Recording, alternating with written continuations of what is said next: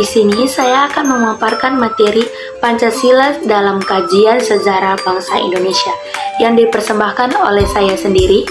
Perkenalkan, nama saya Habibah Ramadhani Burusbayang dengan NIM 4243131090.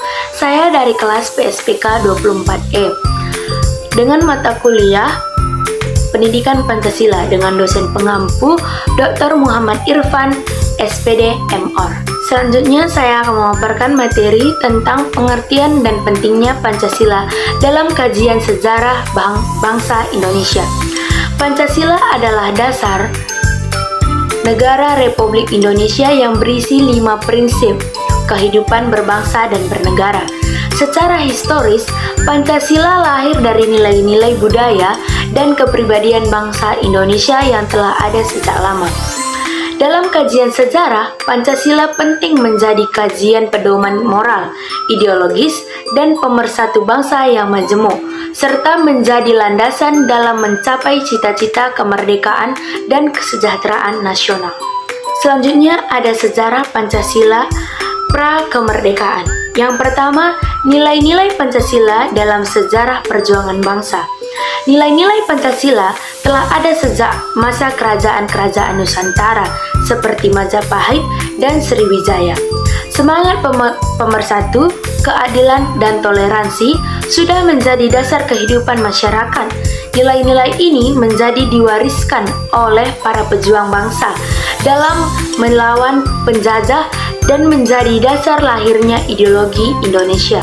Yang kedua, ada perjuangan bangsa Indonesia melawan penjajahan. Perlawanan terhadap penjajahan mencerminkan semangat dan nilai-nilai Pancasila seperti keadilan, persatuan, dan kemanusiaan. Gerakan perjuangan rakyat, baik secara fisik maupun diplomasi, menunjukkan tekad bangsa Indonesia untuk hidup merdeka dan berkedaulatan atas dasar pemersatu dan gotong royong. Yang ketiga ada Pancasila pra-kemerdekaan. Rumusan Pancasila dimulai terbentuk pada sidang BPU PKI pada tahun 1945 melalui gagasan tokoh-tokoh seperti Soekarno, Soepomo, dan Nyamin. Pada tanggal 1 Juni 1945, Soekarno mengusulkan 5 prinsip dasar yang disebutkan dengan Pancasila. Rumusan ini menjadi disempurnakan dalam Piagam Jakarta dan menjadi dasar bagi pembukaan UUD 1945. Selanjutnya ada sejarah Pancasila pasca kemerdekaan. Yang pertama itu Pancasila era Orde Lama.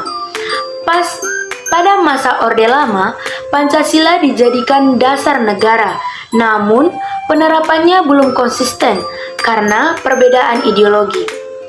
Soekarno memperkenalkan konsep Nasakom untuk menyatukan kekuatan bangsa, namun menimbulkan perdebatan mengenai kemurnian Pancasila.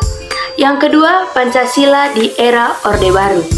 Pada masa Orde Baru, Pancasila dijadikan alat stabilitas politik melalui program P4 dan asas tunggal. Meski bertujuan menjaga kesatuan bangsa, penerapannya sering disalahgunakan untuk memperkuat kekuasaan pemerintah. Yang ketiga itu asas tunggal Pancasila. Kebijakan asas tunggal mewajibkan semua organisasi menjadikan Pancasila sebagai dasar. Tujuannya untuk menjadi keutuhan NKRI, namun kebijakan ini dianggap membatasi kebebasan berpendapat dan perbedaan pandangan politik. Yang keempat, Pancasila di era reformasi. Di era reformasi, Pancasila dimaknai kembali secara terbuka dan demokratis. Nilai-nilainya dihidupkan sebagai pedoman moral berbangsa untuk memperkuat keadilan, demokratis, dan hak asasi manusia sesuai perkembangan zaman.